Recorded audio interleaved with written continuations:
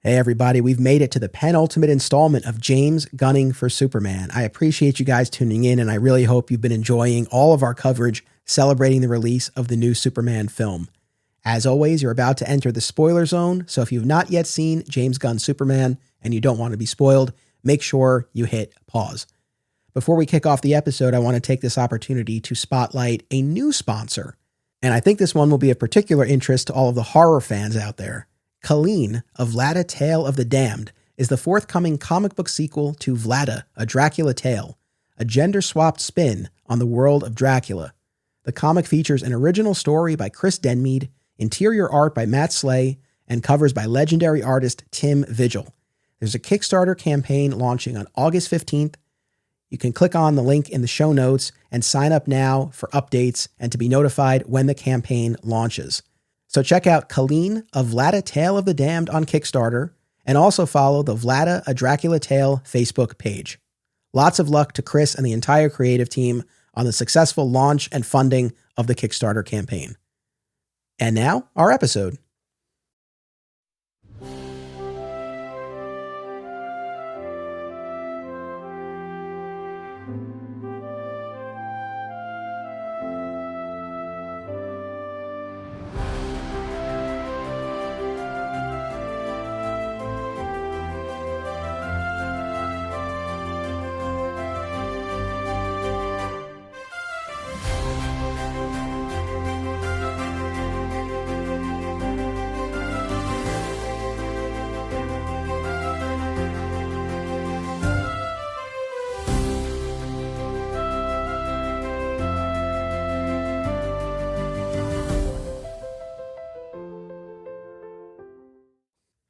Welcome to Digging for Kryptonite, a Superman fan journey. I'm your host, Anthony Desiato. Joining me to discuss the works that influenced James Gunn's Superman is returning guest, Mike Sangregorio. Welcome back. Oh, thank you for having me.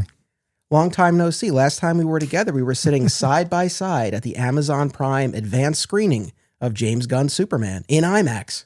It was a good night. It really was. It was a lot of fun. I want to talk a bit about our theater experience, but I have to start with this, and I've been looking forward to debriefing with you about all of it, but especially this aspect. I think it's more than fair to say the biggest laugh of the night that you and I shared was during the credits, the end credits, when we got to the comic book creator thanks section. And the first name we saw, and yes, it was alphabetical, but nevertheless, the first name was not one that I really expected to see on that list at all, and it was Chuck Austen. Chuck Austen. Notorious comic book writer Chuck Austen. And the reason we laughed so hard is that people haven't heard this yet, but you and I have already recorded an epic 2-hour plus discussion of essentially the entire DC Comics bibliography of this man. And people will hear it very shortly within the next couple of weeks. So we've had Chuck Austen on the brain. Yeah. And then to see that on the screen, amazing. Yeah. And before everyone else, it was so funny. It was just like, they listed tons of great creators, and it was just, he was right up front. And again, I know it was alphabetical, but it's like, how did you get down to him? Like, you got 80 years worth of creators. Like, what? I was been picking my brain trying to figure out what did they pick from his work.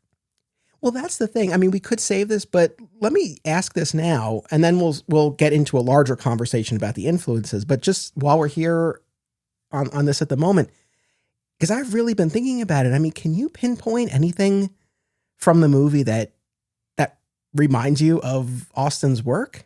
No, I really struggled with that. And the only thing that I keep coming back to is maybe Gunn's just a fan. I don't know. It could be that. The only thing I was thinking of is, look, the fact that a creator is thanked there doesn't mean that Gunn explicitly pulled something from their work. It could just be he was immersing himself in as much comic book material as possible, and that was part of it. Whether he sought it out, whether, like you speculated, maybe he's just a fan of Austen, maybe for some reason that's what someone gave him, and it's among what he read. But I was thinking more specifically, Gunn has cited Kingdom Come as an influence, right? He posted art from Kingdom Come, and obviously the S symbol is right out of Kingdom Come, albeit with a color alteration. And we know, as we spent a lot of time on it, that Chuck Austin's Action Comics run does deal with a version of GOG. Yeah. So it's not beyond the realm of possibility if he was really trying to check off everything that has to do with Kingdom Come, that he might have encountered the run in that context. So maybe that. Otherwise, I have no idea. Yeah, no, that makes as much sense as anything else, especially, GOG attacks him on the farm too. And you could clearly see that, the farm was very, very important to James Gunn's versions of the character. So, yeah, so maybe that, I don't know, but we had a great laugh, and everyone stay tuned because we're going to get into Chuck Austin's run in full. It was a great discussion, a really fun recording that we had. Yeah. We did not see eye to eye on it at all. Mike had some hot takes, so just stay tuned for that episode. As far as that theater experience, how was the night overall? Did you have a good time? I did. I had a great time. Been a while since I've been to a normal movie theater. We normally go to the Alamo Drafthouse, but it was good. I love seeing these things with fans, and everyone who was there really wanted to be there. Everyone had Superman shirts. They were there with their kids. Yeah, you all were buying the concession stuff. Like, it was great. It was like everyone who was there really wanted to be there.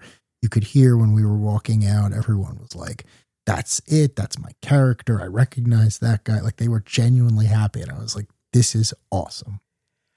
I have to say, I agree overall. And as far as the IMAX side of things, I mean, like you, we really only go to Alamo. And for our second viewing, we went to Alamo. But here, it was very compelling to be able to see it early. So, of course, we'll go see it here. And as far as the IMAX of it all, I was very impressed. Because, again, I'm not normally seeing things in IMAX. And so to have that giant screen, it was quite immersive. It was what it's often billed as. So I really did enjoy the technical viewing experience. And then, yes, you're spot on. And I really was thinking about this a lot. Because when we went to see it again on Friday, we went early in the day. And it was full, but it wasn't packed. Yeah. And there were folks in Superman shirts and whatnot, but it wasn't, I think it was overall kind of more of a mixed audience than what we had on Tuesday night, which was, like you said, just full on hardcore Superman fans. Yeah. And I would say at Alamo on Friday, the movie played well, but it was definitely a colder audience. Like, I felt like laughs were a lot harder to come by. And there were things that I was laughing at audibly sometimes. And I'm like, man, like, where are you guys? Like, this is funny stuff. Yeah.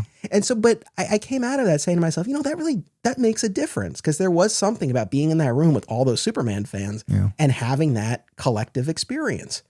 So it was a lot of fun. Now, as far as the theater itself, beyond the actual projection of the movie and the people around barely, it almost didn't get projected.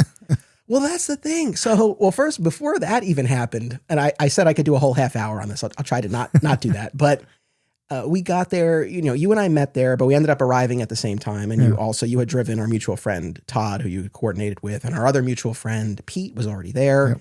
And then another guy, Mike, showed up a little bit after that. Another Mike. But anyway, we got there. And I know you guys were really looking for food. And you went in search of it, but didn't find anything else on the premises. So you came back to the concession stand. I, meanwhile, had gotten on that concession stand line. At that point in time, I wasn't 100% sure if I was going to fully go for the popcorn. I knew I was getting the popcorn on Friday. I wasn't 100% sure if I was going to do it on Tuesday. And I also, though, was toying with the idea of the popcorn bucket, right? Because as we know, each theater has their specialty Superman popcorn bucket. And I've never done it in the past, but for Superman, I was kind of curious. And the line wasn't crazy at that point, but it was long enough that I said, you know what? If I think I might want popcorn and or this bucket, let me just get online, because we were there early. I mean, the movie was had a 7:00 start time. We got there, like 6:20? Yeah, at the latest. So we had time. So I get online, and then eventually you guys came back because you didn't find food, and so you were a few people behind me. And this line moved slow as molasses. And I felt bad. There was one kid. I was a kid. One kid working the concession stand by himself for, I don't know, a half hour on the night of this movie release. That was rough. And it was real slow going. Like, it was annoying me, but I was far enough up in the line where I'm like, I'll make it. Plus, we knew we had our reserved seats. Yeah. So it's not like I was that worried, like, oh, I'm going to miss the movie or anything, but it was just kind of irritating. Yeah. And not to be overly nitpicky, but it's like, it's nice that he was scooping the popcorn, for each person, but it's like, this is a night, maybe you have a bunch of buckets already filled up, right? When you're sold out for this huge screening, like maybe have those buckets, not even the specialty buckets, but just your regular popcorn tubs ready to go. So there was that frustration. And I'm not seeing any of the buckets. They're not in the, in the stands on the line, and I'm not seeing them up at the counter area. And multiple people ahead of me are coming and going with no specialty buckets. And I'm like, okay, maybe they sold out or whatever. Yeah. But then another worker came forward from the back with the newsstand. That's the AMC specialty bucket, the newsstand buckets. And they also had special cups as well. Yeah. And I said, all right, like it actually worked in my interest to be a little bit back in that line. And I felt bad for the people who were ahead of me who then had to get back online or just forego the whole thing. Yeah. So thankfully another worker came, and then there were a couple of other, they filled out behind the counter, and then things started to move. I felt like it still was moving really slowly. Well, because we weren't premiere. Yes. Yeah, that too. Yeah. Yeah. Which I remembered as I was online that we are premiere, because not too long ago, we took our son to see How to Train Your Dragon at a different AMC. And my wife loves a reward program. Oh, cool. So she signed up for it. Oh. But it wasn't on my brain when we got to the Superman theater. Yeah. And I also didn't even realize at first that they had a whole premiere member line that they were prioritizing. By the time I realized that it was just about my turn, God damn it. But when I went up there, I think I did get some discount because I did give her phone number, and they did something, I guess.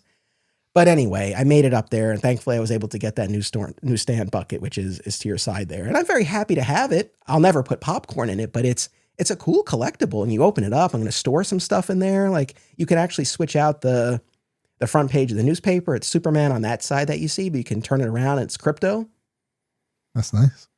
Plus I got my separate big tub of popcorn. Yes, so I had that. No drink though, which was a huge miscalculation. I was dying of thirst. That's rough. Yeah. All right. Oof. We did our pregame episode a little while back, and we were talking about movie snacks, and one of our guests, Bernie, was talking about how he doesn't get anything to drink. He doesn't want to have to pee. Oh yeah. All right. This has never been a problem for me but I had that in my head, and I was like, hey, don't take any chances. Okay. But I was thirsty.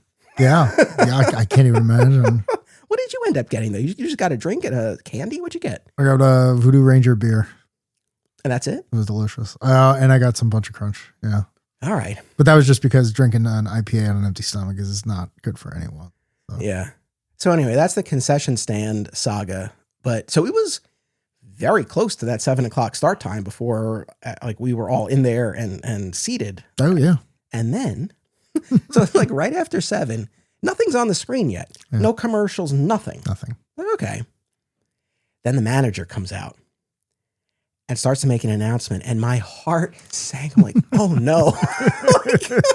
He did not inspire confidence. I thought we were going home. Because there's a way he could have led. Yeah. He could have been like, guys, everything's all right. Yeah. Just need your, but he didn't. I forget exactly what he said, but there was a foreboding sense. He didn't go like in the front of the theater. He kind of just stood up behind us, and I was like, who is this a patron? What is going on here? And then eventually he explained what was going on, and it was all very unnerving. Yeah. I mean, look, we were so excited and we're there. Yeah. The notion that we might have had to leave was so disheartening. Yeah. Very selfishly, I'm like, I have a recording schedule. I've got episodes. Like, I'm going to be boned.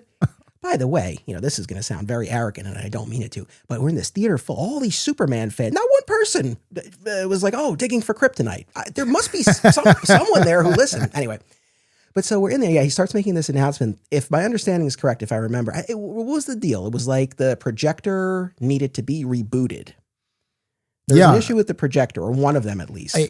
Yeah, so I guess I am not a technical person, but I guess IMAX requires at least 2 projectors. They were not doing what they were supposed to be doing. So in typical IT fashion, they turned it off and turned it back on again.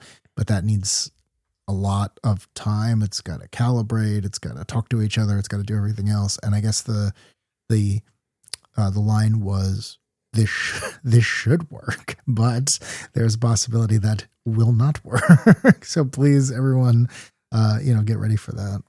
Yeah, and it was very important that everyone had to put their cell phones away, Yeah. that there could not be any light source emanating from anywhere in that theater other than what they were doing in that booth. Yeah. Otherwise, the whole thing could be screwed up. Yeah.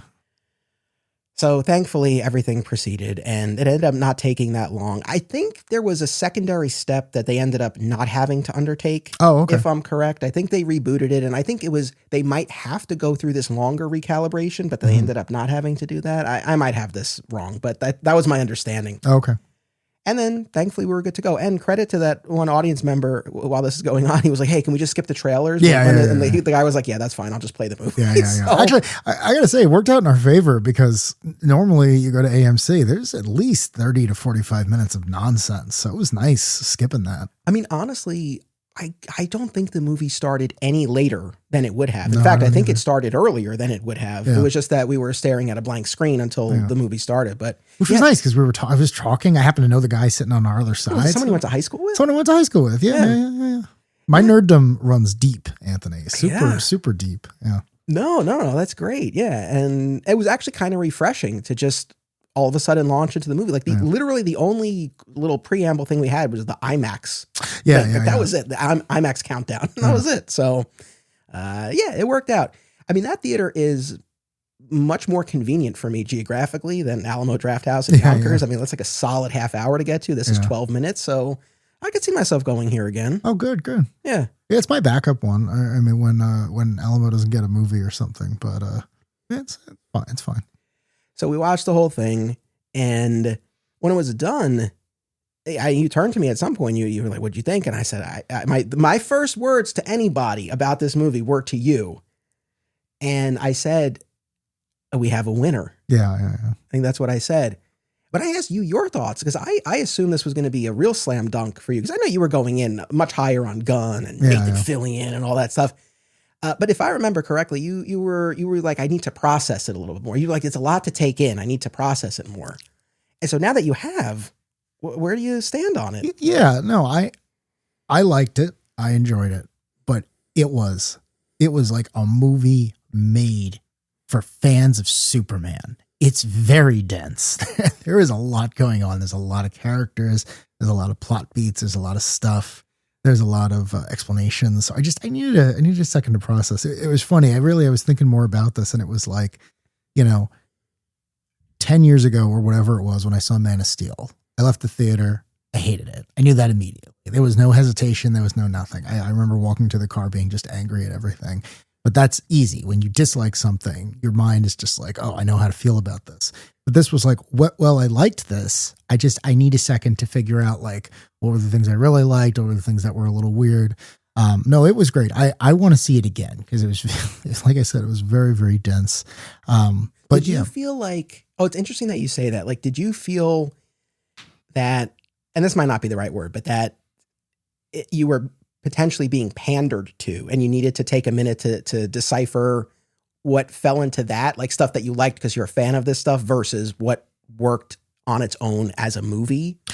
No, actually, that's at 100%. Yeah, no, and you didn't come, but we went and got dinner after the movie, the rest of the group, and I think that's literally what I said before the food came. Was that this you could make this movie stripping a lot of this stuff down, and I had to kind of parse out like, wait a second, what was the story? What were the arc for the characters that really mattered, and what was the extraneous? Like, as a lifelong comic book fan, I recognize all of this, but I need to parse it out. Like with Guardians, it was easier because it's like 5 characters no one knew except us, so it was like you could just follow them on their little journey. This, it was like, oh man, James Gunn, you came to this with a lot of Superman preconceptions, and I got to process that, but I want to get to the story. And the more I've thought about it, when you get to the story, like all his other works, it was a great one. Good. No, that's great. I mean, like I said, I've watched it twice now. This is the 3rd episode about it people are hearing. The 4th one that I've recorded. It's like I've thought and talked about it a lot, and I'm finding that it's held up and that my opinion remains a positive one. Yeah. And I want to give a shout out and a thanks to our audience members since we put out that first episode where I said I loved it. Like I had the experience watching a Superman movie in the theater that I've always wanted to have. Yeah. and how managing my expectations was really critical to me getting to that point. And I've heard from so many people who listened to our prior discussions and were so happy that I enjoyed the movie. And I really appreciate that. And it's funny. I think a lot of that comes from a real friendly place. Like they're just happy that I like the movie, but I think there's also like a sense of relief from a lot of that. Like, oh, thank God he liked that. Yeah. So, but at the same time, and I would say overall in terms of what I've heard from our audience members and just seeing commentary online, I think generally this has been well received, but it's not 100%. Nothing ever is. Yeah. And I have heard from people both publicly and privately who didn't enjoy the movie. Okay. And especially from a few who are kind of struggling with that. Like they wanted to love it. They wanted to enjoy it more than they did, and they just didn't have that. And some of them have been like, I think I need to see it again and see where I land and everything. And my heart goes out to those folks most of all. Like, I don't care much about Dean Cain's feelings on you know what I mean? But folks who really are open-minded and willing to work with the material, my heart goes out to them because, as we've discussed many times on the show, like I know 100% what that feels like. Yeah. To want to go in and have a certain experience and not have it. And then you're faced with people like me and everybody else who's talking about how great it is. And you feel like, what is wrong with me? Like, what am I not getting? Yeah. I mean, the most recent television example for me was the final season of Superman and Lois, where they did their version of the death of Superman. Yeah.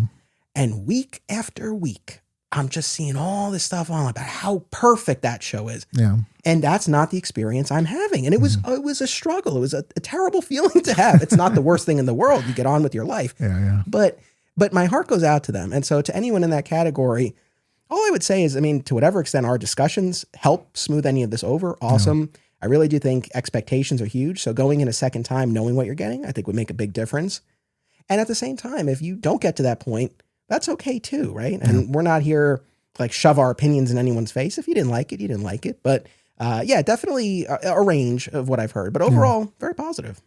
Yeah, I was surprised. I mean, I know these people like will pick a fight with anyone, but I kept thinking to myself, like, it may be one of the least political movies I have ever seen.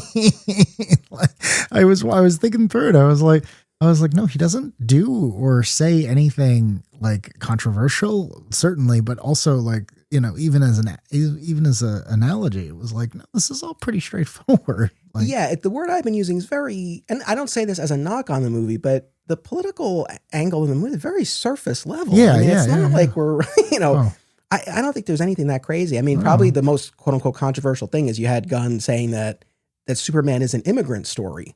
Right? That's what set Dean Cain off. And it's like, but what like, I mean, Siegel and Schuster were both, I think they were both the sons of immigrants. Like that's baked in the DNA. That's James Gunn didn't make that up. I've read that 100 times. I mean, yeah, the Dean Cain thing is wild, right? Like everybody's entitled to their opinion, and I don't want to go too far down this road, but it's wild to me to have embodied the character of Superman for so long. And yet it seems that none of the values really resonated. Yeah. It's just kind of wild to me. It's funny to me too, because it's like, and the fact that we're talking about him means he's getting exactly what he wants, but it's like, you're Superman and you don't have another role after that. And when you pass away, that's going to be the first line. Former Superman actor Dean Cain passed away today. So part of him's got to be annoyed about that. Like, I've never seen him in anything else. Smallville, he plays Vandal Savage, but I mean, that's a going back to his old role. So it's like, when the opportunity comes here to, I don't know, make a quick buck or however this works, it's like, yeah, sure. Rail against the movie you haven't seen. Why not? Yeah, absolutely. Well, nuts to that guy. Enough with him. I want to ask you to put your accounting hat on for a moment here, because look, we are recording this. When are we recording this? Saturday night? Saturday night. So we don't have the final weekend total yet. Yeah. But as of earlier today, Deadline was projecting an opening domestically of 115 to 120 million, and about 210 worldwide. Oh, great. And it seems like it's on track for that. I think 120 was a little more on the high end, but 115 or so. Sure. Allegedly, it has a production budget of 225. Okay. And that's before all of our marketing. But I mean, overall, a strong opening. I was then going back, and these arguably are not the best movies to make the comparison to, but I was just kind of looking at, okay, like where we left off, the DC films. And I mean, Aquaman opened to like, I don't know, it was like 28 million. Flash before was like 55 million. So to be here, obviously very different characters and we're in a new era and all of that, but it definitely seems like we're, in a good place. Yeah. As far as I can tell, the numbers are similar to what the Avengers opened up to. Now, granted, that was over 10 years ago. So we're factoring inflation and all this other stuff. And obviously Avengers didn't cost as much as this, but that looks like a pretty good return, especially, you are now having a glut of these things, right? Like, this is not the first big budget superhero movie in the year. We're only halfway through the year and there's another one coming out in 2 weeks. So the fact that a lot of people showed up for this movie is like, it sounds like it's doing very well. Plus, on top of that, I know for a fact that all the interviews I read with James Gunn, he talks about how well, we were on time with our filming. We did everything else. It's like, I don't think this was one of those movies that was like, oh man, it was disastrous. We had to go back and reshoot half of it. The other thing is like profitability is sure, how much money did you make, but also how much money did you spend? So it's like, if you were able to, he's head of the studio, right? So he gave himself a budget. So if he stuck to that budget, it's quite possible this could do incredibly well. Yeah. I know there was some reporting recently that the movie needed to, I think like 700 million was its theorized break-even point. And then in an interview, he pushed back against that. I don't know if he was talking about it in a strict mathematical sense or if it was more like, hey, it's not a failure for us as a studio if it doesn't do that. And even from a mathematical perspective, he may very well be taking into account revenue from streaming, physical media sales and whatnot. Like, in fact, they even have the listing up already for the 4K Steelbook release. No release date yet, but it's up there with the art and everything. And I'll be getting it. I mean, I always joke when it comes to this stuff because it's like, I'm wearing a Superman t-shirt. You're wearing a Superman t-shirt. You're wearing a Superman hat. It's like the money from Superman isn't going to come from this movie. It's going to come from all the stuff you see when you walk out of the movie and you buy all the other stuff. It's like, I always joke with people. It's like, across the street at Disney, it's like, well, why do they keep making all these Star Wars projects if everyone's unhappy with them? And it's like, well, because you're wearing a Darth Vader shirt, because my kids are wearing Star Wars shirts. It's like, that's where the money is, to quote Spaceballs. It's like merchandising is the greatest power in the universe. Every time we go to Disney, which is more frequent than you might imagine, my wife loves it and I've become a fan as well. But every time I'm there and I see all the Star Wars rides and I'm like, oh, okay. Yeah. Like I get it. This is a whole operation here beyond just the aspect that we tend to focus on the most. Yeah. One last kind of big question about your reaction to the movie, because this has been part of our discussions, but I want to hit it a little bit more specifically because I've heard from a couple of people who expressed some sort of idea along the lines of, it felt like watching a sequel to movies that we never saw, sort of thing. In the sense that you are plunged into an already established world. Okay. Which I found to be an advantage. Yeah. Right? A good move on the part of the movie. Yeah. I mean, it sounds like this wasn't something that bothered you. No, not. In fact, I'm surprised to hear that anyone felt that way. No, I like I said earlier, there's a lot of stuff presented to you and there's a lot of stuff already established, but I felt up to speed very quickly. So no. Yeah, I did as well. And I guess mostly we've talked about it in the context of, was it too busy or not? And I didn't feel that it was too busy. Yeah. But yeah, in terms of that, like the way that we're plunged into that world, no, I liked it. And it's the sort of thing, again, how many times do we need that origin story retold? Yeah. I still did expect him to do the all-star page one in some way, shape, or form. And we didn't get that. And that's fine. But it's like, I think the fact that we picked up with the characters already in progress, that allowed us to have Lois and Clark in a relationship where she knows the identity. I think if you tell a different version of the story and you have to build to that, I don't want to sacrifice that. Like I want to get to the stuff that we haven't seen as much of before. So no, I was on board with this for sure. Yeah. I mean, listen, my favorite thing about this movie is that we can do spoilers, right? Oh yeah. Yeah. So my favorite thing about the movie is the twist where it turns out that, as far as we can tell, his birth parents sent him here to conquer us. So I thought that was great. And that's the story that is being told in this movie. It's like, well, what happens when it turns out that actually are what Lex is afraid of? And the answer is, well, I'm not, because I was raised here by people who were really, really good, and they made sure that I'm not like you and I'm not like them. So I was on board with that. I was like, this is great. This is a man really looking at Superman and saying, well, what haven't we seen before? So right on. All right. So as far as the main thrust of our episode here, the works that inspired James Gunn, right? He posted so much imagery in the lead up to this, things that he was drawing some inspiration from. But now that we've actually seen the movie, let me toss it to you first. I mean, what do you see as the biggest influence or influences on the finished product? I mean, I'm glad he had a Wade Street, because this could have been called Superman Birthright, the movie. And that's not a complaint at all. I felt like there was a lot of Birthright in here. The focus on the message, the focus on Lex being the one to give the message to the world. The seeing how Clark aggressively wants to be part of the world. Clark's not just here to protect us. He doesn't just fly above us. Like, he knows the food cart guy's name. He's like here, he saves the squirrel. It's like, this is not a Clark who flies above us. This is a Clark who flies like alongside of us. You look out the building and you see him. And I just was like, yeah, this is like, Mark Waid has written pretty much every Superman story I love. And I feel like they're all on screen here. Yeah, no, I agree with that. Yeah, the whole angle of Lex engaging in this public smear campaign, turning the people against Superman, painting him out as this conqueror, very Birthright. Yeah.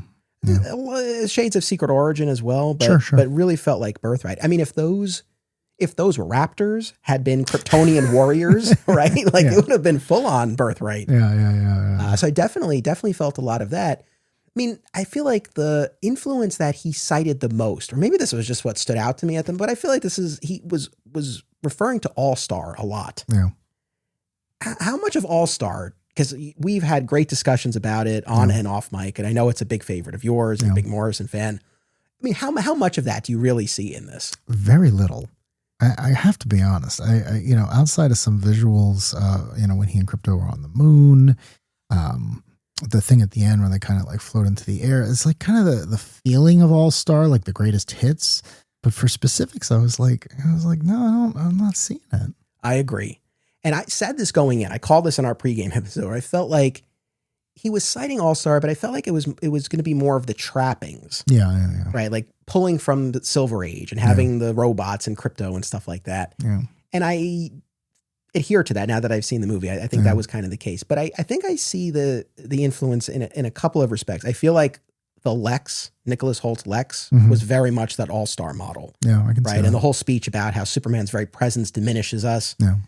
When he's giving out the fight moves, right, felt a lot like when he was controlling that human bomb in the first issue of All-Star. Yeah, on the Bradbury. The whole bit about brain beats brawn every time, and then Superman turning that around on him right out of the final issue of All-Star. Yeah. So that felt like that more than anything, I think felt like the most direct pull to me. Yeah. And then I think in terms of the characterization, I do want to ask you more about this, of Superman. It felt in keeping in the sense that I feel like with All-Star in particular, there's a simplicity to Superman, not in a negative way, right? Like there's this clear sense of right and wrong and kind of the ways in which he engages with people. And I feel like you see that, especially like that interview scene, the argument with Lois and Clark, and how clear it is to him. Like, someone needed help, I had to do this. Yeah. I'm not saying it's a one-to-one match with All-Star, but sort of that kind of simplicity and purity of mission and purpose. That felt in line. Not that it's, again, a direct pull, but that I could kind of see some commonality. No, I think you're right. I think it's about not getting into his head too much. It's really about, as you said, it's like I saw something that needed doing, so I did it. This is a movie about a man of action. I think I even said that to you as we were leaving the theater. It's like this was a movie where things happened. This was an action-filled adventure. So I agree, and I thought we were better for it because when he's talking to Lois and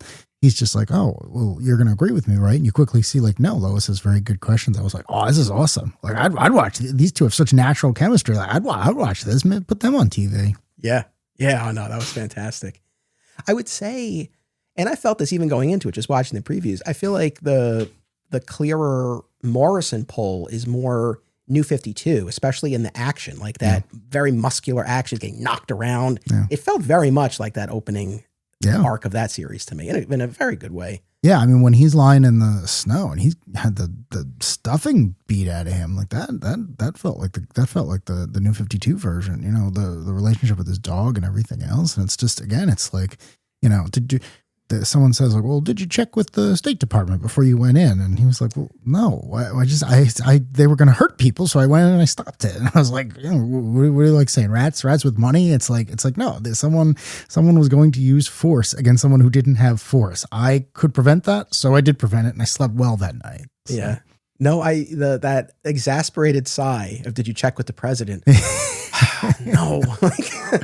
Watching that in the previews, I didn't know how I felt about this track for the character, but watching it in context, I bought his frustration. I did, but one of the things I really like about this movie and most James Gunn movies is it turns out that she's right, because by jumping in and doing that and saving lives, I'm not against him saving lives in any way. I would expect him to do that. He played into Lex's hand. Like, that's the point, is she's right?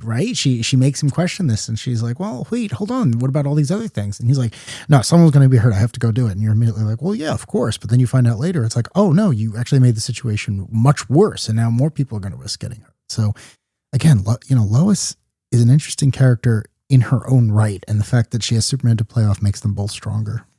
You know, I tried getting into this in one of our prior episodes, but I want to circle back to this question and get your take on it, because there is this interesting philosophical question that's posed in that interview scene, right? About whether he should just act unilaterally, no matter the situation, no matter what, if lives are in danger. And Lois has this whole perspective about, well, there are other sides and things to take into account. Do you feel like the movie gives Clark / the audience kind of a clear answer to that question as to what he should or should not do in that type of situation? No. Like, what do you think his ultimate takeaway is? I think his ultimate takeaway is you need to think about it. You need to use that journalistic mind of yours, and you need to make sure you're considering all the different angles, because you're mad that I'm even asking you about it. So I kind of took it as like, you know, you, the audience, should be thinking this through on your own. I'm not going to tell you if it's right or wrong, but you should be considering it. And I trust you to come up with your own answer, because again, it's like in that scene, she says, well, I don't remember, Barovia or whatever. It was like, well, they're under the reign of a dictator. And I was sitting there, we'll be like, well, yeah, in the Obsidian Age, that's true. They actually are under the control of an insane dictator. So it's like, is that going to come back? Are we going to see Rama Khan in this movie? Because that would be amazing. So I was sitting there like, oh yeah, all right, maybe she's right. Now, of course, you find out immediately that's not the case. It's an oil land scheme or whatever. But no, I felt like they said, listen, here's everything that happened. Here's why it happened. You figure it out. You know, you decide how you feel about this. Oh, I like that point. But what do you think Clark's ultimate takeaway is? Like, do you think if that interview scene were to happen again, he would see more of Lois's perspective, or do you think it would still be like, no, like I'm always going to do what I need to do in that moment? I mean, I think he would see Lois's perspective. I think at the end of the movie, he would probably maybe argue the point less, but I don't feel like he would act any differently. Because I feel like when you can hear children, especially, like, oh, hey, there's soldiers with guns, it's kind of like, no, I'm going to protect them anyway. Yeah. It's like, you know, I think maybe he would have been less angry at his girlfriend asking him those questions. You know, I think one thing about Superman in the comics I always like is he's the first person to say, like, well, what does everyone else think? You know, I want to hear the opinions of everyone. Whether I agree with you, whether I disagree with you, it's like, everyone talk to me. But at the end, Clark makes his own decision because he's the most powerful person in the room. And I feel like that's the arc the character goes on. In the beginning, he's very much like, nope, I acted and I did it. And then he finds out like, oh, and that actually made something worse. So I feel like at the end, it's like, well, I'm still going to protect the innocent from bullies no matter what. But again, I can't do this on my own. Like, I was waiting for the last scene to be him forming the Justice League, because they made that joke over the entire film of the Justice Gang, the Justice Gang, the Justice Gang. And then you see the actual Hall of Justice. And I was like, oh, this is going to end with like the Matt Reeves Batman and his cousin and Captain Mal, like everyone's standing there and you're going to hear the Justice League theme, right? And that didn't happen. But that's what I was waiting for. I was waiting for like, oh, I can't do this on my own. I need friends. Yeah.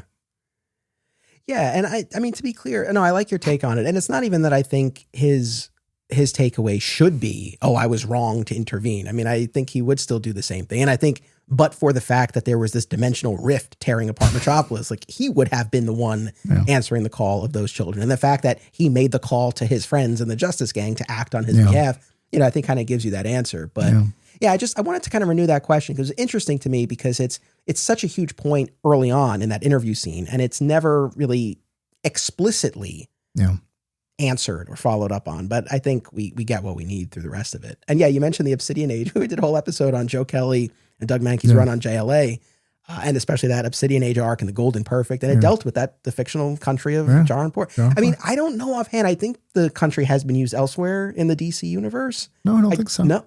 Well, then we have to add Joe Kelly's JLA to the list. Well, speaking of Joe Kelly, and I've been saying this, but the scene where the Justice Gang intervenes in taking down the kaiju, and they're not concerned with the collateral damage. And Superman's whole role at that point is just trying to save the people around them. And you see his frustration when those T-spheres go into the kaiju and it goes down.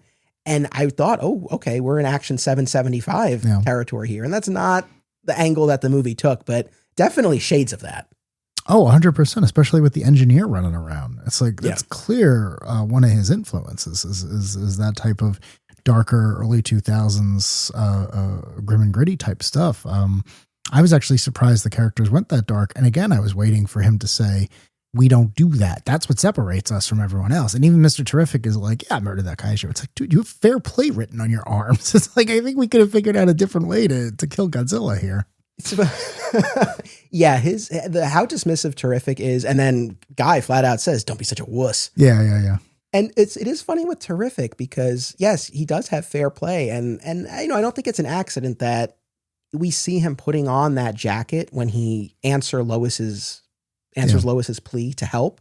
Right? Like it's not, he doesn't have a line about, well, I am about fair play, but you see him putting that on and it's very like, okay. Obviously puts it on. Yeah. But I don't know how he totally reconcile that with but look, we're dealing with this monster as opposed to a human being. And it's nuanced too, because it's not like, no one is grabbing the monster and flying it away. It is doing damage. So it's to your point, it's not the elite being like, oh, well, when it fell down, it crushed a bunch of civilians or something. Right. It's very clear, like, no, we're professionals, we're doing this, and we're moving on. Later on, I think Hawkgirl drops someone to she does, the leader of Baravia. Yeah. And again, it's like, well, that's from the Authority. The Authority has a character who looks exactly like Hawkgirl who does something very similar. So, and that's a point that I would have addressed by Superman in this, and I really, really hope, whether there's a specific reference to that killing or another instance that we'll see, I really hope that we see his reaction to that type of behavior. Because yes, it's one thing with the kaiju. Yeah. Obviously, he's displeased with that, but not to the point of challenging them, right? Yeah. But I don't know. The Hawkgirl thing is a different category, and I really do hope that's followed up on. Yeah. Now you mentioned the engineer. And I think this is an instance where my ignorance about the Authority really served me well, because I know, you asked me this another time, and I've read the first 4 issues of the Authority. That's it. Oh, otherwise, just to get a little feel for it. So I know the idea of it, but I'm not well versed in the characters really. So I take it you had some issues with the depiction of Engineer here? Yeah. So my biggest complaint, and I would say just because I'm such a big fan of the Authority, that this is a genuine complaint that I had, where it was like the Engineer in the comics, her origin is that she is a brilliant scientist, but she's also a fan of superheroes, like the superheroes of the Authority, of the Wildstorm universe, and then DC is fictional there. So she was raised on Adventures of Superman and everything else, and she figures out a way to give herself powers. And when the Authority is being put together, someone comes to her and says, listen, we're not the Justice League, but we are going to do good, and I think you could be a huge help. And come with me, and if you don't agree, you're more powerful than I am. Leave, go do your own thing.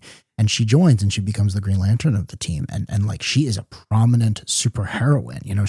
There's this great scene later in the Authority where they're flying past the moon, and the team leader, Jenny Sparks, takes a moment and says, Angie, listen, why don't you go to them? Why don't you walk on the surface of them? And the Engineer's like, why? And it's like, because you will be the first person who has. So, first woman who has. So, and the character's real name is Angela Spica, Angie. So she lands and she looks up, and the the panel's looking down on her and she just says, "My life is awesome." So the character in the movie, though, Lex gives her powers. She's a hench person. She tries to murder Superman. And it's just, why are you calling her the engineer? She has very little in common with that character. And, after 3 Guardians of the Galaxy movies where all the characters felt like how they always had, I was just surprised about that. That's fair. Now I'm outraged about this. Now that I know. No, but she is an outlier in that sense, because when we look at everyone else, civilian or superhero in this movie, they track 100%. So, I mean, look, Hawkgirl, we get none of her backstory. We don't know exactly which iteration. Also, there's like 16 Hawkgirls. So, yeah. So you have a little, exactly. You have a little bit of room to maneuver. Yeah, if you told me the 80s Hawkgirl was the one who dropped that guy, I'd be like, oh yeah, without a doubt. Yeah, she did not respect Miranda rights. Yeah, it's interesting, especially when, he it's one of those things, maybe he just really loves that particular character, because you could have pulled a different character. You could have pulled someone from the Elite. Yeah, for example, right, and had maybe. Well, they're going to make an Authority movie, right? Allegedly. That's yeah. Allegedly, okay. Well, we'll see. I think in success, all of those things that they announced will hopefully come, but I would be surprised if some stuff shifts. I'm such a nerd. My biggest complaint wasn't that she was a villain or anything else. It was that Lex gave her powers. I hear you. And she does have a mentor figure in the comics who helps her, who he's the professor and everything else. But the whole thing about Angie is like, she wants to help people, and she is brilliant in her own right. So even though she did have a mentor figure, even though she is beholden to other people, she's the one who's always like standing there being like, oh, okay, we've got the carrier, we've got interdimensional war. I'm at the center of things. I'm going to make something so that we can help people. And I just, I understand there could be another movie where that arc's going to continue, but just watching her be a henchwoman, that hurt. It really did. Okay. No, that's fair. That's very fair. Have you read the Bwahaha era of the Justice League? Oh, yeah. Love it. Oh, okay. Huge. Oh, Kevin Maguire, man. I mean, all of them. DeMatteis, Keith Giffen never wrote a bad comic, but Kevin Maguire, man, sometimes I'll just pick those. I'll just flip through them. I mean, they are astounding. They are beautiful to look at. I hate to say this, but we did a Patreon episode on this, just reading the first year or so, and I did enjoy the art. I didn't get as much mileage out of the stories. Oh, really? I appreciate what they went for, and I think they accomplished their objective, and I think it was ahead of its time. Oh, yeah. I have appreciation for it, but my enjoyment was a little somewhat limited. But I mean, certainly in the sense that we have this corporate sponsored justice gang here, led by Maxwell Lord, who we see just in that brief cameo by Sean Gunn. Obviously a different mix of characters, Guy Gardner being the main carryover from those original comics. But did you see some of that DNA here? Oh, yeah. I was very excited. I mean, I love Nathan Fillion. Just watching him being cast as Guy, who people say reminds them of me, was always a version of this I was very excited about. But yeah, they were all wearing those Lord Tech jackets, and I was like, again, that's the spinoff I want. Call it Justice League International, call it Justice Gang, but I want the half a dozen of them sitting in a skyscraper, just BSing and talking about stuff. And once in a while, they got to stop a dragon or something. Like, that's what I loved about it. Look, the gang really did win me over, and I'd be on board for that. I talked about this in our prior episode, but you and I haven't compared notes and about this news, and I know you'll be excited. Maybe you've already heard it, but Gunn was talking about potential TV spinoffs. One of the things he mentioned, one was the Mr. Terrific show. Another was Jimmy Olsen. Yes. All right. I mean, I feel like this is the moment you pull for you can use Who Killed Jimmy Olsen as your foundation. Oh, it'd be amazing. But yeah, I was really pleasantly surprised with Nathan Fillion as Guy Gardner. And here's the funny thing, like, I've always liked Nathan Fillion, but for whatever reason, I like in this casting and then seeing the initial images, and I wasn't sold, but in context, I felt like it was the right balance, and he did a great job, and he made Guy endearing, where he could just be totally abrasive and obnoxious. And while yes, JLI certainly, we can see the influence, but I really feel performance-wise, I'm sure you watched Dr. Horrible's sing-along blog back in the day. Hundreds of times. I mean, I feel like this was very much in the spirit of Captain Hammer. Yeah. Oh, I mean, Guy is a difficult character. Guy Gardner is one of those characters that seems very simple because they're initially presented as one-dimensional. But the reason he has such longevity is because he's not, right? Like he is abrasive and he is a dick, but at the same time, when it's like U.S. agent across the street. You know, when he's an 80s, he's a Reaganite type guy, and they introduced him because they wanted conflict with the rest of the team. And I think at some point someone's like, well, if he's a bad person, shouldn't that ring not work? And the whole idea is like, well, yeah, that's the point. The ring does work for him. He can use the ring. You may not like everything that comes out of his mouth, but if Sinestro shows up, he is going to help you stop him. So that's one of the things where I feel like Nathan Fillion nailed that, because it's like, you could have left the theater thinking, well, he's awful and Superman should punch him in the mouth, but you didn't. You left understanding like, oh, I get why he's an ally. Maybe he's not the Green Lantern of the Justice League of America, but he is a superhero.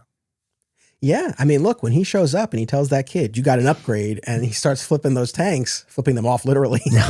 Oh, I found it very satisfying. Yeah. All I wanted, the other two were fine. Hawkgirl didn't really have much to do, and I love Mr. Terrific, but all I wanted was Blue Beetle and Booster Gold in that movie. Well, we know Booster is coming. Oh, we do? Oh, okay, Booster cool. is coming. That was one of the television series that was announced. Oh. Kumail Nanjiani was heavily rumored to be the casting choice for that, but that has not been confirmed, so I don't know. We'll see.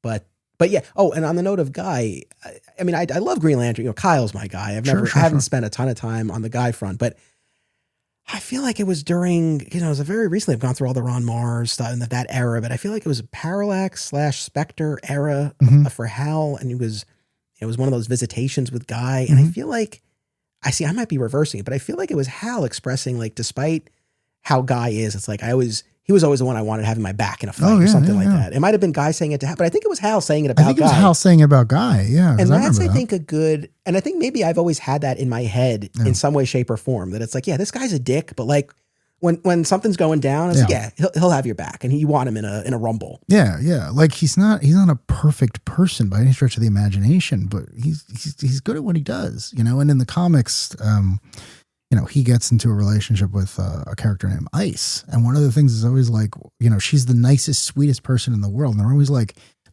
why are you dating him? And she always tells him the same thing. It's like, but he's not like that with me. He's good to me. He has that capability in him. And I always love that so much. So you said you didn't love the Bwahaha League. Have you ever watched the pilot? Oh, yes. Okay. Yeah, we did a whole Patreon episode on you that did? too. Okay. That was an experience. Oh.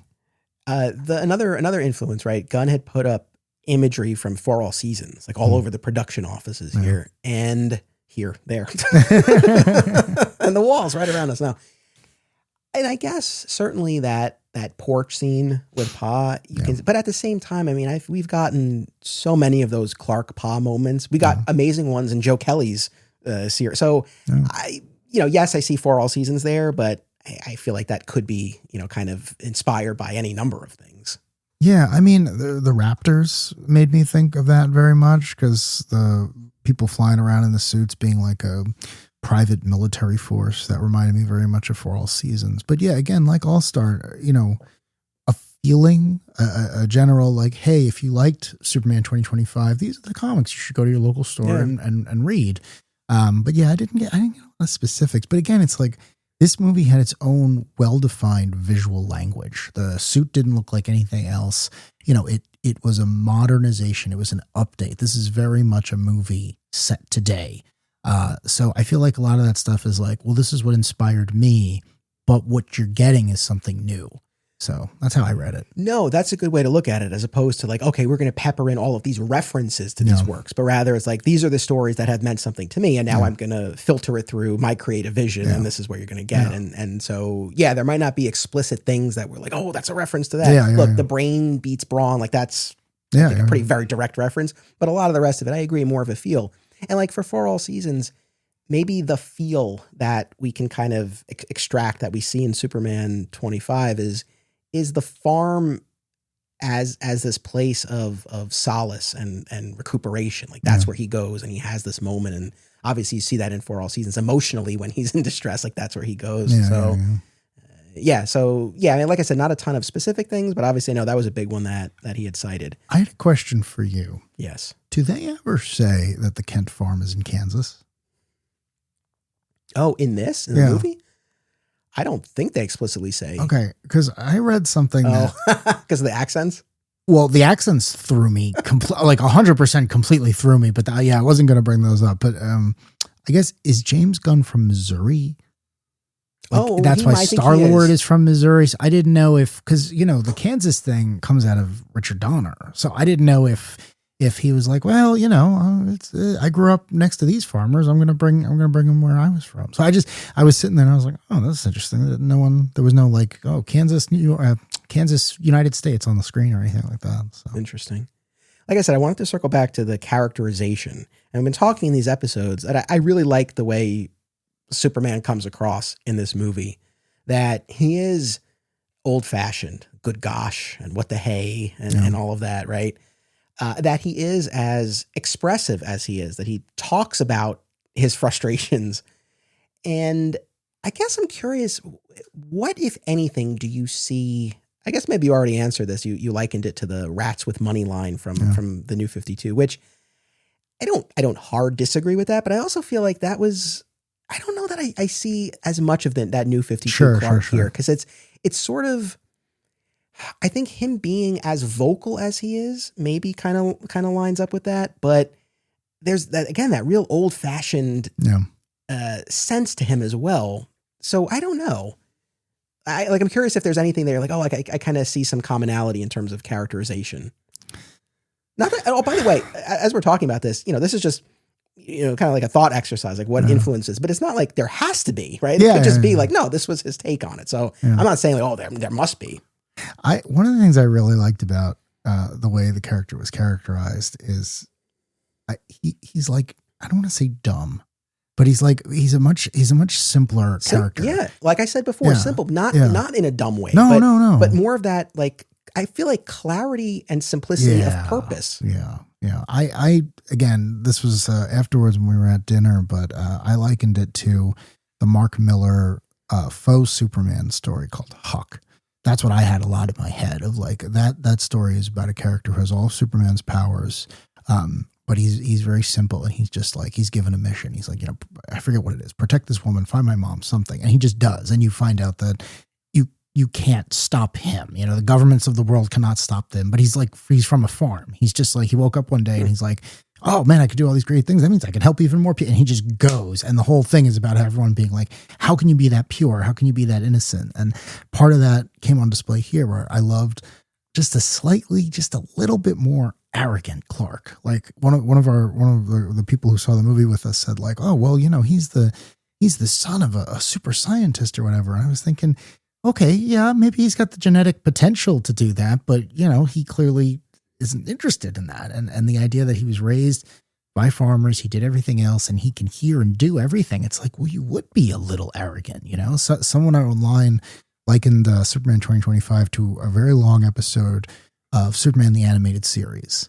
And I thought that's perfect, because that Superman is this Superman. As far as I'm concerned, they are the same character. Okay, that was actually one of the things I was going to ask you. Yeah. I guess in broad strokes. I mean, I guess I was when I saw that too, and I was thinking about it more in terms of the specifics, and obviously the movie gives us so much more in terms of those interpersonal dynamics and all that. But I think maybe in terms of those broad strokes, I get what people are saying about that. Yeah.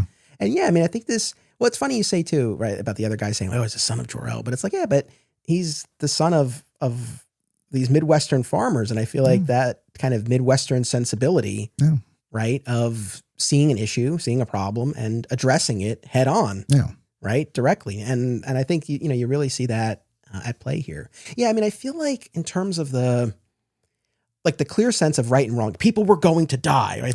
That I mean, we talked, and Golden Age is certainly something that Gunn also cited as an influence and posted images of the OG Superman. And I think that clear sense of right and wrong, right? I think that's something that you definitely see a connection point there.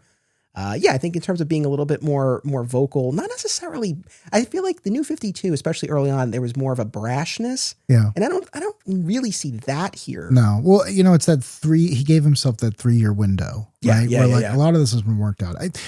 One thing I really liked about this movie is, one of the reasons the Golden Age Superman stopped being the Golden Age Superman is, he got deputized, for lack of a better term, right? He went from being anti-establishment to being very much of the establishment. We've discussed this before. There was a whole cultural movement in that direction. So whatever, we don't have to refight that. But this version harkens back to that first version where it's like, I understand there are rules and laws and people we voted to do everything else, but you can almost hear him saying, like, I didn't want to check with the president. I could have. I didn't want to. Like I kept thinking, like, man, I hope the sequel is President Lex, because this version of Superman, this Dave Cornsweet, I don't know if he's going to sit back and just wait for President Lex to do something wrong. Dude, nothing would make me happier than seeing that. Well, it's funny because when we were speculating after the trailers, there's a moment in that full trailer where Lois says, did you check with the president? And the next thing we cut to is Lex. And I remember saying, it's like, well, wait a minute. Yeah. Are they telling us something here that he's the president or he's campaigning? I know the movie doesn't end well for Lex. If we follow real world parallels, I don't think that would stop him from getting elected. I don't think it's going to stop him at all. So it's like, I would love if they did that. Yeah. And I do think that simple, not in a bad way, way that Clark approaches these problems, I do think that there's something today, especially that is very resonant about that and appealing and refreshing because, and not even to get political, but we see so many situations currently, right? And it's not isolated to now, but at this moment in time in particular, so many instances where it just doesn't feel right. Yeah. Right. And we see people in positions of authority making so many compromises, not standing up where we would want them to, right? And so to have this character here, even if he's not thinking through all of the potential ramifications, but to just be like, no, like this is what's right, this is what's wrong, and I'm going to act. I think there's something very important about that right now. And maybe that's consciously or not. I feel like maybe that's why this seems to be resonating with people. That's why they invented Superman in the first place. Well, true, yeah. Because they were younger than we are now, and they were reading about the Great Depression and all this nonsense in Europe, and they were looking around, and everyone was losing their jobs, but the wealthy stayed wealthy, and it's like they came to science fiction in the Old Testament. They came up with Superman, and almost 100 years later, we're going through the same nonsense, and now we have a version that sounds like that one from 80 years ago, and everyone's like, he's a socialist. I'm like, he was a socialist back then. But again, it's not socialism to look at people who are abusing authority and saying, well, wait a second, I have superpower, and that gives me a leveling agent. It's simple as that. It's like, if you don't use your power to abuse people, you're not going to get on his radar. If you're going out of your way to abuse people, the red blue blur is going to knock you off your pedestal.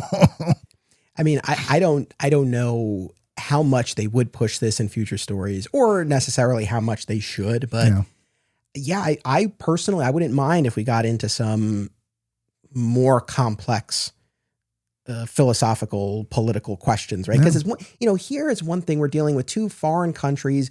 One is invading and beating up on another country. Get these kids there raising the flag. It's. I feel like it's not too much of a leap for us to understand Superman's side. No, he should do this. It'd be interesting if that's why, like you said, I think to do the President Lex story. I mean, I don't know that. I don't think they would touch that. Oh no, absolutely not. Absolutely, but it's like that really would be fascinating to me. No. If the next one comes out in 2 years, things would have to be. It would be impossible. What's funny? It's like if they did. Because we've always said that the President Lex storyline is great and like well suited for episodic storytelling. So it's like if you have a Jimmy Olsen or Daily Planet show, like imagine if in one of the movies, James, if you're listening, like imagine if in one of the movies Lex announces his candidacy, right? Yeah. He cuts some deal, he's out, whatever.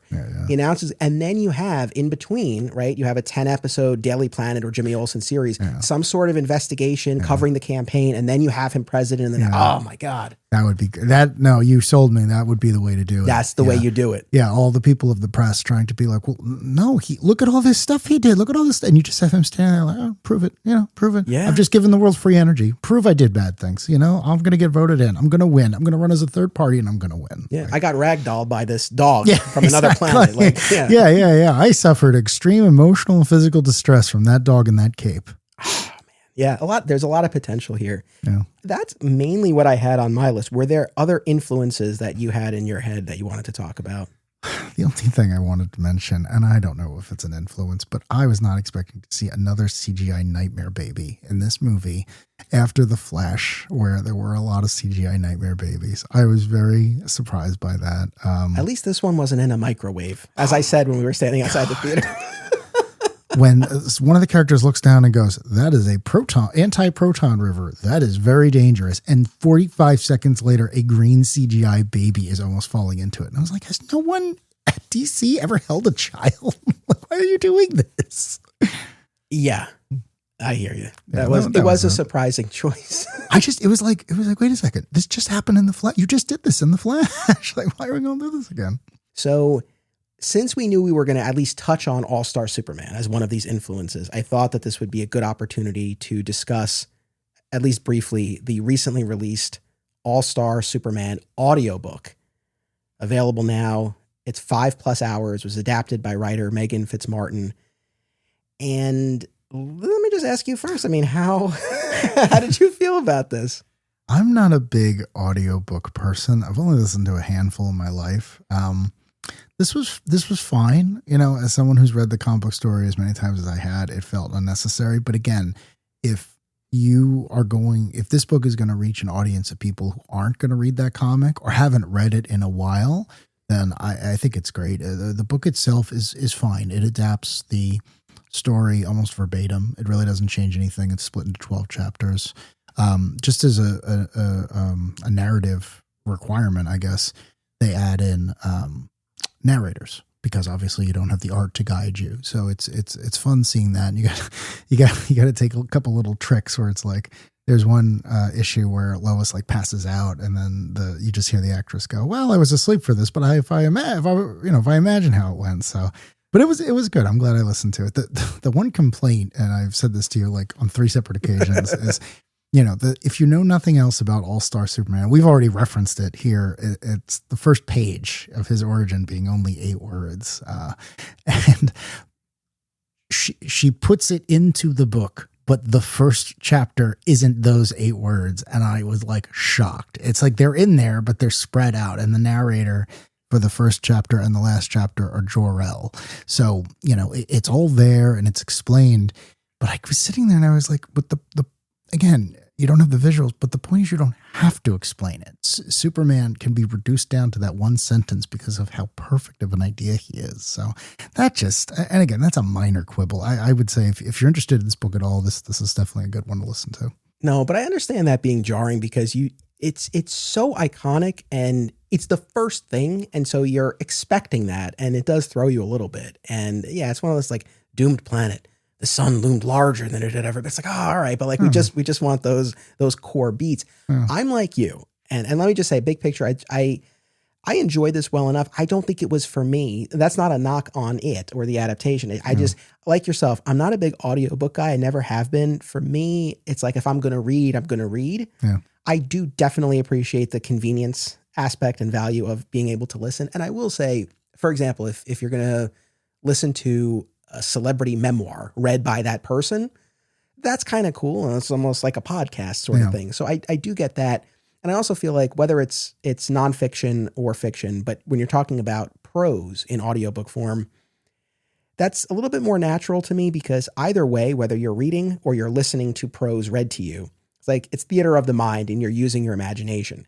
Yeah. When it's an audiobook of a visual medium, it's one of those things where it's like, why? To me, I don't really get the appeal of stripping away 50% of the equation, right? Yeah. And instead of being able to see the story visually, gorgeously rendered in that book in particular, and instead of just being able to take that in, now we have to have all of these words describing it. Like I said, for me, it just, I don't crave that experience, but at the same time, I don't want to yuck anyone's yum. And I'm generally speaking, and I've said this enough times, so I stand by, like, generally speaking, I'm more than fine with having these stories available in as many different forms as possible. And I agree with you. It's like, we're not the target audience for this, but there are people, like you said, who will never read a comic book, but maybe they watch the movie, whatever, and they'll listen to this. And so I think there is an audience for it. I don't know how much it's necessarily us.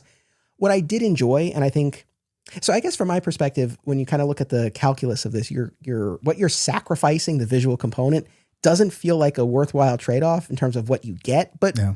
in fairness, what I did enjoy, I appreciated the sound design, like hearing the sound effects and even things like when they're in the fortress and it's very echoey, right? Because it's this cavernous fortress. That really helps give it some texture and bring it to life. So like stuff like that is cool. Overall, I like the vocal performances. There were some that I felt were more on point than others. Like some didn't sound like how I envisioned them in my head. And I was like, really? Like Steve Lombard, minimal, but I'm like, that doesn't really sound like kind of like what I would think for him. That Perry one that was rough. Every time he would be, I don't know, doing a bit, I was like, "Whoa, you're a 10 guy. I need you at like a 7." Yeah, exactly. But I am very glad because look, we've been down the road. The late great Dwayne McDuffie, he wrote the animated adaptation, and look, if you are given the parameters of you have to fit this story into 75 minutes or whatever it was, you have to morph it into a 3-act structure. Yeah. Unfortunately, he sacrificed things like the Smallville issue that were unforgivable to me. But that's a hard thing to do. Yeah. Here, I really appreciated that it was as thorough as it was, and it's broken into these chapters. It's very episodic, and that's the way to do it. So I'm glad that, I mean, like you said, it's basically verbatim. I mean, like all of the dialogue, and it's just instead of seeing the action through the art, you're told. And like you said, I'd say that's the biggest difference in this is that you have narrators. Right. And it is natural in terms of what you would expect. Like chapter 4, the Jimmy Olsen issue. Jimmy's our narrator. Lois does issues 2 and 3. And so, it definitely was natural. And I think of kind of a fair way to go about it. But still those opening lines, it's like, really? Come on. I was shocked because I was sitting there and I was like, and now we present the All-Star Superman, by whatever. And I was like, okay, I know what the next line's going to be. And then it didn't happen the way I was expecting. I was just like, whoa, like it's just, that's what you know. You know nothing else. But I will say on the other side of things, they adapted everything very well. Like all the individual ones, they really sell you on the storylines. My favorite one is issue 10, where he does the Infinite Universe and he saves the Jumper and he does everything else. That one particularly, because I was really like, it's like you can get everything else wrong if you get that right. That one really knocked it out of the park. Like really understood the important beats and the nuance, and really like that chapter. If I could carve that out and just give it to people and be like, this is it. This is Superman in microcosm. So I want to say that because it's like that one's really important to me, and they knocked that one out of the park. Yeah, right on. I mean, so for anyone listening to this, if you're a fan of All-Star Superman and you like audiobooks or at least curious about them, definitely say give this a try. I mean, on the off chance you're listening to this, you've never read All-Star Superman, my God, please get the book, read the book, right? And it'll take you about the same amount of time or less. I mean, this was 5 hours. This was so long, but that comic is fast because there's not a lot of caption boxes. So.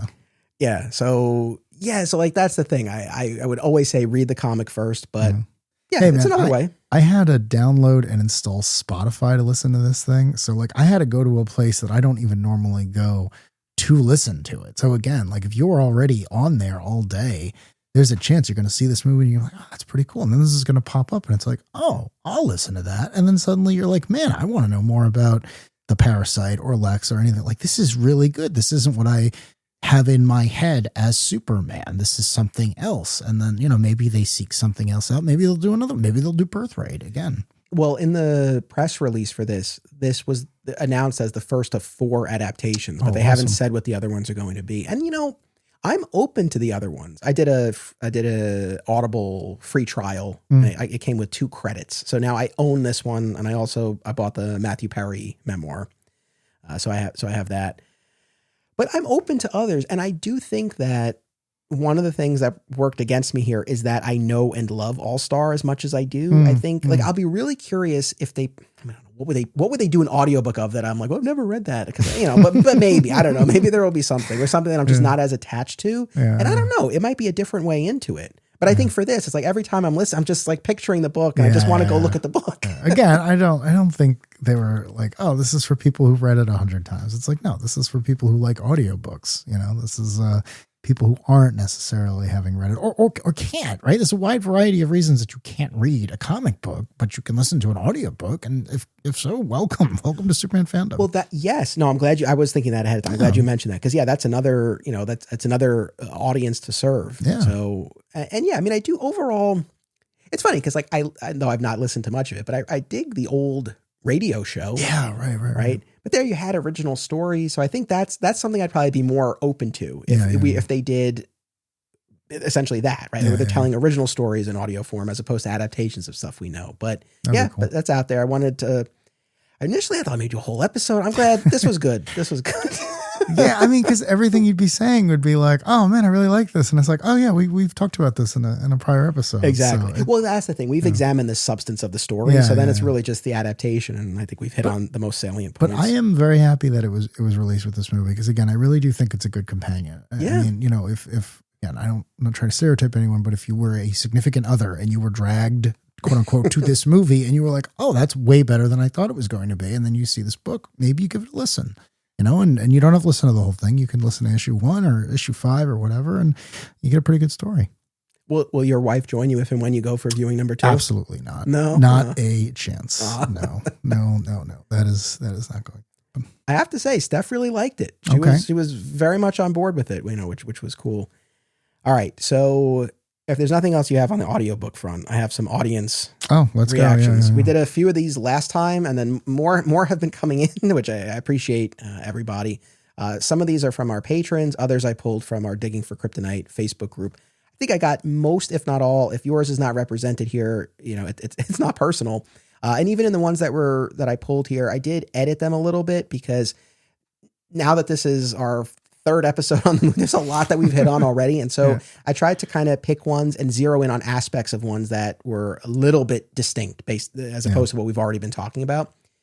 So big picture, Josh said, I enjoyed it a lot more the second time when I felt able to let go of every impossible expectation I carried into it the first time and enjoyed it entirely on its own terms. I still have quibbles. That's the perfect word for what they are, but I'm happy to live with them if they're the price of everything else we got that was done so right. Well said. I agree 100%. And I really do think that for the folks that I mentioned at the beginning who didn't love it the way they wanted to, just go in another time, and I think you'll have a better experience. Yeah. Toby Ford said, I loved it. So much fun. The reveal of Mixie was great. Yeah. Yeah. I mean, the reference to the dimensional imp, I mean, whether that was meant to be Mxyzptlk or something he created or something else, but still it was a nice little nod. He goes, and we got Dabney Donovan making clones for Lex. Such a nice touch. I don't want to be a nerd, but that was actually Sidney Happerson, not Dabney Donovan as part of Lex's team, the guy with the mustache. That wasn't Dabney. Not Dabney, but they look similar. I get, but it was Happerson. Okay, but another great poll. Yeah. Okay. Our buddy Perry Constantine. Perry. He said, on the hypno glasses, my headcanon for that is that when Clark told the Justice Gang his identity, Guy questioned him about the glasses as a disguise, and Clark just decided to prank him. And say they're special hypno glasses. They trick everyone into thinking I look different. And then later he told Lois about it and they had a good laugh. I love that. And if that were the case, nothing would make me happier. I think based on Lois's reaction to Guy, that doesn't track. No. But to Perry's credit, he accounted for that. Like if they had, if that was an inside thing for Lois, it was like, I told Guy this. If he ever says anything, I just go along with it. Oh, I like that. I mean, Gunn seems so excited about the hypno glasses that I don't think that would be the case, but I like the headcanon, Perry. John says, just saw the movie last night. I went in with an open mind and came out loving the movie. As someone who doesn't really follow the comics anymore, I was glad I followed Digging for Kryptonite. I enjoy the homage to the Donner film's introduction, Eve and Otis Berg. Which was cool. Oh yeah, we didn't really talk about the font, right? But nice. Oh yeah. Nice homage. And he said, I also thought of the George Reeves show when Perry yells, "Don't call me Chief." Don't call me Chief. Yeah. Don't do it. We get that a lot. But yeah, definitely a little shade of that there. The bunk. I've been complaining about this every episode, but they got to give him something to do next time. Oh, you got to give him some lines. You got to give this man something to do. That man is a phenomenal actor. He had more to do in Thunderbolts. It's like, how do you have an actor of his caliber? You don't give him something to do. It's like last time with Lawrence Fishburne. It's like, you got to give these guys something to do or don't have the character. Yeah. Eric Noriega said, love the movie. As for Jor-El's message, I think we're being set up for a second part to the story. No way you bring in Bradley Cooper to play him and we never see him again. I don't know about that. No, it depends. I don't know how much Bradley Cooper wants to be I disagree. Jor-El. Yeah, I disagree. I thought that was a really good stunt casting because you knew he was going to be on screen for a while and they were already friends because of Rocket Raccoon. I think we've seen the last of Jor-El. I mean, look, you never know, and money talks and all that. But I mean, the way Gunn described it, it was basically like Cooper did him this favor, He did like favor, you know. yeah, But look, I mean, I don't disagree with Eric that I think. Well, we've been talking about this, but I think it could go one of two ways with that message. I think this could just be it. I think there could be a further twist to come. Yeah. But either way, I don't know how much more Bradley Cooper. I would love. He looked great. He did. He looked very good. I mean, nothing would make me happier than to have more with him. Yeah. And Eric concludes with best Superman movie I've seen on screen since the original in '78, and loved seeing Will Reeve as a reporter. So me too. That was cool. I think Eric was a fan of the Snyderverse, but that's all right. Nobody's perfect, Eric. No, I'm just kidding. I mean, I will say one thing I said at the dinner after the movie was I almost miss Zack Snyder, because when I left those movies, I know exactly how I felt, and I didn't like having to really put in the work of thinking through. It was like, you know, anger is such an easy emotion to get into, and here it was like, oh, I like that, but I also have to think about it. I was like, this is a lot of work. I don't want to have to do this. Not that I think anyone thinks I've brushed aside the Snyder movies, but just in case, I really do want to be clear. I enjoy both of these incarnations. Like, awesome. I don't like this new one at the expense of the other ones. Yep. And I liked the darker, more mature, more complex version that we got. This was, and we keep coming back to this word simple, not in a bad way. I feel like this was a lot more just kind of boots on the ground, right? Much more grounded, you know, relatable sort of interactions, things like that. But yeah, I can enjoy them both. So I just want to be clear about that. Superman's greatest strength, like Batman, is his versatility. It's very hard to do it in a way that it doesn't land with people. And the character is open to interpretation. He's survived for so long because he has the ability to change. So no, it's perfectly okay to like both. I'm sure there's people out there who don't like either, and who are like, you got it wrong 2 times in a row. I'm waiting for Ben and Ruth to come back. So I know, to those people, like, what do you want? And I like, the thing is, I think like what would have upset me is if, not that I ever thought we were going to get this, but if Gunn had done a version of what Snyder did, it's like, no. So I'm very glad this is its own thing. And I feel good about it. It's like, okay, I'm glad. That's what it should be. You should do something different. Yeah. Just like Snyder did. I mean, I feel like that's, you know. I mean, listen, that's why Man of Steel got made, because they were all sitting around and they're going, how can we do something that hasn't been seen before? How can we make this character relatable in a post-war on terror world? And they did their version, and it lasted for a bunch of movies. It didn't disappear overnight. Now, we have, I think, no bigger fan of this new movie than our pal Rick Reason.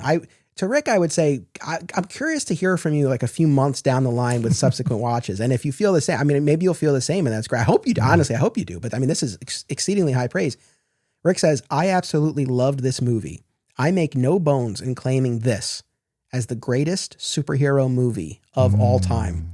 I've been reading comics for about 40 years, ever since I was 9. This was a comic book on screen. I cried in the Smallville scenes. Me too. He says, I'm not ashamed of that. Neither am I.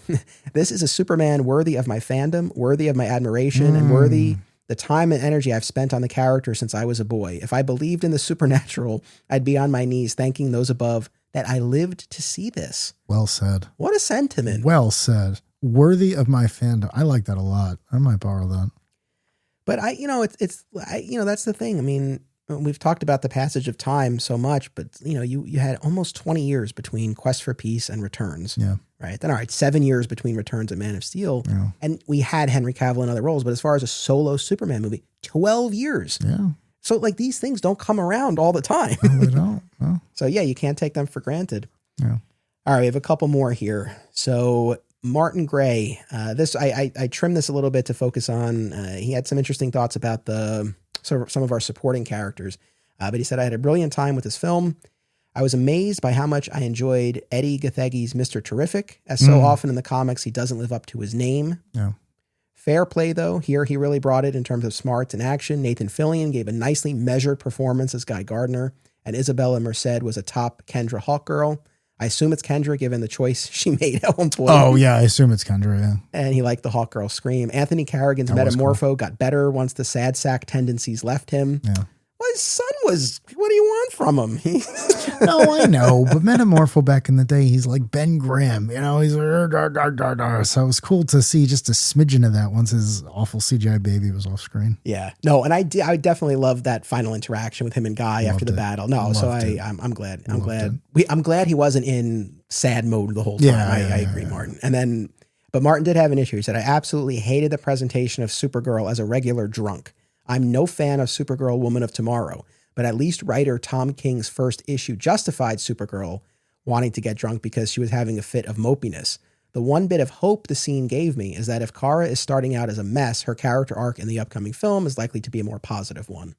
You know, I said this on our Chuck Austin video, but I prefer the work of Chuck Austin to Tom King. And I want to state that again, because I don't think I have ever read a Tom King story and didn't come away from it just angry. Like, he and Zack Snyder occupy the same place of my heart. No, they do, because it's like, why are you putting these characters through all this? Like, just go to therapy, just talk to someone. Like, oh my goodness. I've really struggled with Tom King. The only two things that I genuinely enjoyed were Up in the Sky and Woman of Tomorrow. Okay. Upon first read, I mean, now I'm like nervous to go back to them. I'm like, well, I feel the same, but I've really had a hard time accessing Mr. Miracle and Vision, and I've tried. So anyway, I'll leave it at that. But yeah, I mean, I'm intrigued by this depiction that we got of her. And I'm really looking forward to it. Like, that's the thing that's cool about this. I know it'll probably be a little while before we see David. I mean, presumably, maybe we'll have a cameo. Sure. But like the next time we get a full-fledged appearance, it'll probably be a little while. But it's like, but in less than a year's time, we'll have the Supergirl movie. So awesome. That is exciting. Yeah, it's like the early days of the MCU where it was like, you're getting another one next summer. You know, it's coming out. Yeah. And then our last but certainly not least, Chase said, I really liked it. Saw the movie on Thursday and again on Friday. I enjoyed it most the first time I watched it, even with a ton of anticipation. It has some of my favorite castings I've seen in a comic book movie. Superman, Lois, Lex, Jimmy, and Mr. Terrific are all standout performances and feel perfectly suited for this world. Nicholas Hoult absolutely knocked it out of the park. My favorite on-screen version of Lex just above Rosenbaum. Oh, wow. That's okay. Bold, Jace. That's very bold. Yeah. I loved Nicholas Hoult. I wouldn't change a thing about it, but Rosenbaum is just, someone says the words Lex Luthor, I picture Michael Rosenbaum. Yeah, I don't know that anyone will ever unseat him, but we've talked about Nicholas Hoult's Lex, but I did, and I also talked about, the physicality, the presence, but just his look, his attire. I mean, he looked like right off the page. Everyone in this movie looked exactly the way you expected them to look. With updated, with modification, they looked as if they were created today. Like they looked, it was natural, it was effortless. Chase says, one big issue I have is Superman not showing up in Baravia at the end of the movie. That young boy holding up the Superman flag was one of the most memorable moments of the trailer, and it was undercut by Guy Gardner showing up and using middle fingers to stop the Baravians with no consequence. I understand Gunn wanted to show Superman's friends believe in him now and to leave an open thread of Rick Flag Sr. viewing metahumans as a threat, but I wish there had been no dimensional rift, and instead Superman stopped the war, showing GL and Hawkgirl that it's not necessary to kill. There's always a better way. I agree with him. That's how I thought it was going to end. I was a little surprised when we spent so much time fighting that CGI rift. I totally could have done without the rift. Yeah, I didn't think that added a lot. Like, I liked the line where Holt says, well, that's the kind of unsafe science Lex practices. Like, I really like that view of the character where he's like, no, he's a brilliant scientist, but he's a mad scientist. But no, I agree. I could have done away with the rift because, again, Metropolis was destroyed again. Metropolis was destroyed again, and it's like, I mean, look, and it's also too, it could have been, I just wouldn't have, I didn't need to see that much of the rift. I think the threat of it would have been fine, and then I would not have wanted to sacrifice, I'm the goddamn Mr. Terrific. I don't need your help. That's great. But so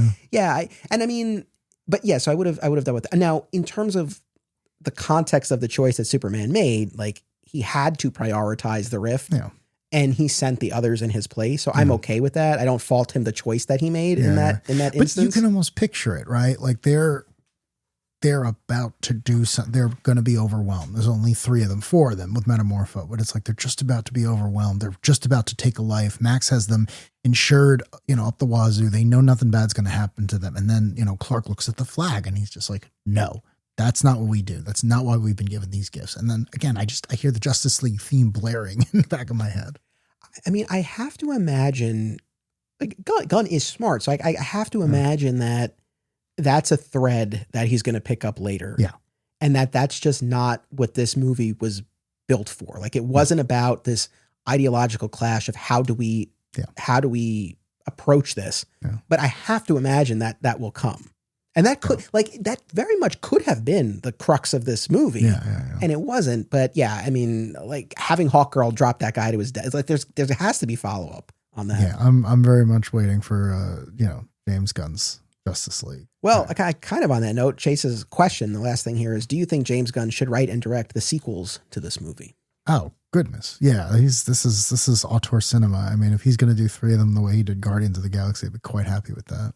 I guess, I agree. And I like kind of having that singularity of vision. Like he started this, let him shepherd it and do his thing. Yeah. I guess the only wrinkle to that is obviously these take a ton of time. I mean, the fact that he wrote Creature Commandos and Peacemaker season 2 and wrote and directed this in the same amount of time is really astounding. But like, if he's continuing to write and direct Superman movies, presumably you would not see him helming other movies. So it's like, I guess my only question is, are there any other movies, Justice League or otherwise, that it's like, I would sacrifice him doing a Superman sequel if he could do this. Oh, yeah, absolutely. Yeah. Justice League? Is that what? Oh, for me, yeah, no. I mean, listen, I love the Avengers movie, and I love that Joss Whedon was able to helm it. But yeah, I mean, James Gunn's Justice League would be something to look forward to. It really would. And if we had to sacrifice the ongoing Superman story, I think that would be fine. Yeah. All right, man. Anything else you want to talk about? I just want to, I don't know if I've mentioned it, but I thought Rachel Brosnahan was perfectly cast as Lois. I'm a huge fan of hers from Mrs. Maisel. I thought she really did justice. I thought she had such natural chemistry with David Cornsweet. It was a pleasure to watch her. And again, if she were to have her own show or her own movie or whatever, I think she could carry it. I thought she was just absolutely pitch perfect. I agree. When she appeared on screen for the first time, you had some sort of audible reaction. I don't know what it was. Grunt is not the right word, but there was some sort of because I don't want to paint you as this creep salivating over it. But you had there was, you definitely had a reaction. Well, with her, it's like, I'm such a fan of hers from her other show that it's like, I recognized her. I was like, oh, that's, I know her. I know she's funny and she's good. And I know she's a good actress. I can't wait to watch her run circles around the Man of Tomorrow. I was excited for that. It was, it was a big deal. I didn't necessarily know anyone else other than the bunk, but again, he had nothing to do. So yeah. Well, look, maybe it won't be too long for now. We'll be talking about Jimmy Olsen season 1. Fingers crossed. Yeah. Well, listen, thank you very much. Thank you for joining me to watch the movie the other night. I put up a post on Facebook. I said, you, as perfect a seat buddy as you were, I did prefer my date for viewing number 2. And multiple people, they were like, poor Mike. I'm like, he's all right. It's my wife. What do you want? I don't think he's offended. But no, it was a blast. I'm glad we got to go. And it was a really special experience seeing it on that screen, with that room full of people. As much as, right, you always have defenders of the theatrical experience, always talking about the communal experience, but it's no, there was something to that. Oh man, everyone reacts the same way. They were cheering when the credits came up. That's how you want to experience one of these things. That's the trade-off. It's are they a circus? Are they huge? Are they ridiculous? Well, yeah, but they're meant to be enjoyed in a group. It's I remember I had to watch Spider-Man No Way Home, from my house because my kids were very young and it was still relatively towards the end of the pandemic. Same. And I was like, I'm really enjoying this, but my goodness, if I could see one movie again, opening night, it would be that movie. Cause it's I want to be in a room full of people like me when Tobey Maguire walks through that portal. So no, it was great to be sitting in a room full of people who wanted to be there and just everyone enjoyed themselves. The world is so divided, but for the most part, as we were walking out, everyone was like, that was, even if they had nitpicks, they were, what'd your friends say? They were quibbles. They were quibbles. They were not fundamentals. No one was angry. Everyone was like, oh man, you did it. Superman. That was a Superman movie. And that was a good one. And I'm going to watch it again. Yeah. I keep using the word crowd pleaser, but it was, right? Yeah. It did what it was supposed to do. Yeah. So, all right. Thank you. Always a pleasure. Thank you, audience. Make sure you come back tomorrow for the grand finale to James Gunning for Superman as Zach and I rank all the Superman movies. And you'll find out where this one falls for me. I mean, I've been pretty high on it. So we'll see where it lands in the ranking. So make sure you come back for that. Until then, as always, it's about what you do. It's about action.